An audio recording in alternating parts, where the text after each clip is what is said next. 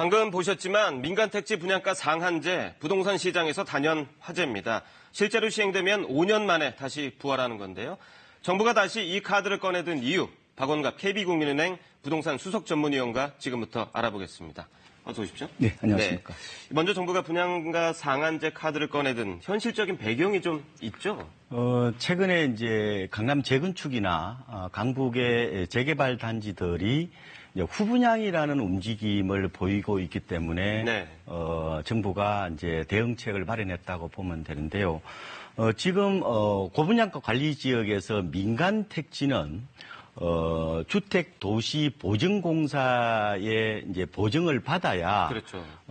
분양을 이제 할 수가 있지 않습니까? 네. 그러니까 그런데 이 분양 보증이라는 것은 건설사가 부도가 날 수 있잖아요. 네. 그러면 부도가 났을 때 보증기관이 대신해서 집을 지어준다. 일종의 이제 보험 성격이 있다고 보는데 네. 이 후분양을 하게 되면요. 후분양은 주로 골조공사의 3분의 2 이상이 진행됐을 때 분양하는 것을 말하는데 네.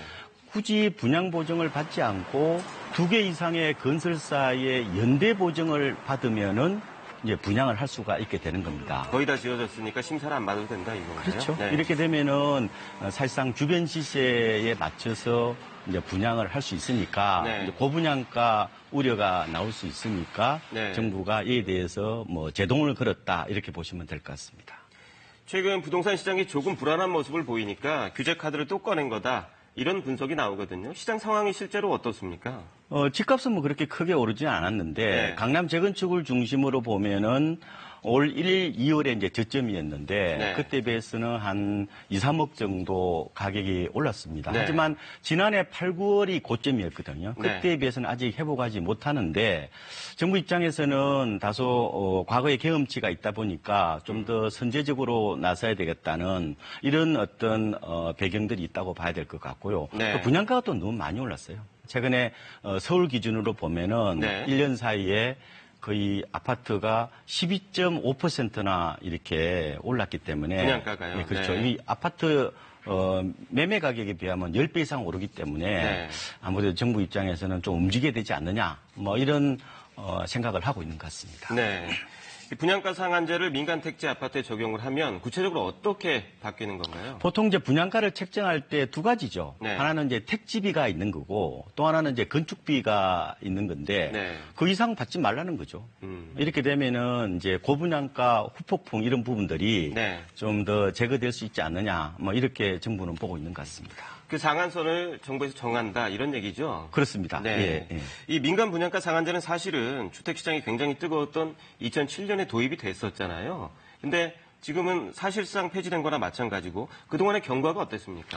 2007년도에 이제 민간택지에 대해서 분양가 상한제를 이제 도입하기에 앞서서 건설사들이 이제 밀어내기 하는 부작용이 좀 있었고. 분양을 미리 많이 한 거죠? 그렇죠. 네. 그리고 또 공급이 좀 위축되는, 물론 당시에 글로벌 금융위기라는 특수한 상황이 있긴 했지만 네.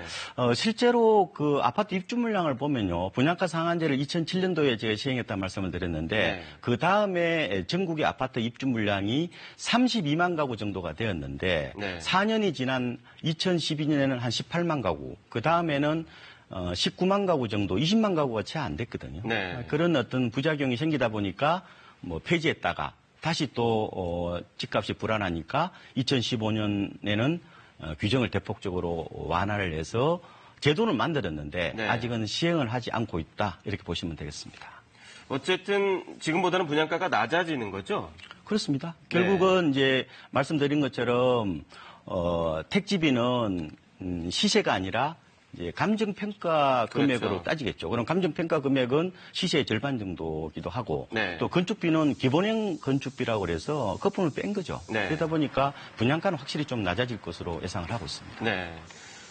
이 제도를 반대하는 쪽에서는 말씀하신 대로 주택 공급이 부족해져서 과거처럼 오히려 집값을 올릴 수 있다 이렇게 얘기하는데 이건 맞는 건가요?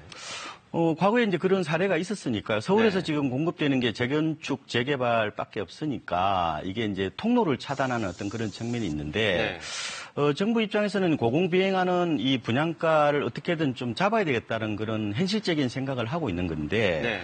지금 관건은 과연 분양가 상한제 적용 대상의 범위와 네. 이 적용 시점이 이제 관건인 것 같습니다. 그렇죠. 범위는 과거에는 이제 전국을 대상으로 했지만 네. 지금은 뭐 주택 매매량이라느나 뭐 청약 경쟁률 같은 걸 감안해서 심의를 이제 거쳐가지고 지정하도록 돼 있거든요. 네. 근데 강남 재건축이 아니라 과연 그러면은 강북의 재개발 재건축까지 확대되느냐? 네. 만약 확대된다면은 공급 부족 얘기가 좀 더 나올 것으로 보이고요. 네. 적용 시점 관련해서는 지금 재개발 재건축은 관리처분 계획 인가라고 그래가지고 철거 시점부터 이렇게 적용하도록 돼 있는데 그렇죠. 이 범위를 이제 분양 직전인 입주자 모집 공고일 기준으로 이제 앞당기게 되면은 좀 더 적용 범위가 많아질 거다 이렇게 보고 있습니다. 결국에는 정부가 시장에 던지는 메시지가 얼마나 정확하느냐, 오해 소지가 없느냐 이 부분을 가장 많이 신경을 써야 될 것 같군요. 그렇습니다. 네, 오늘 설명 잘 들었습니다.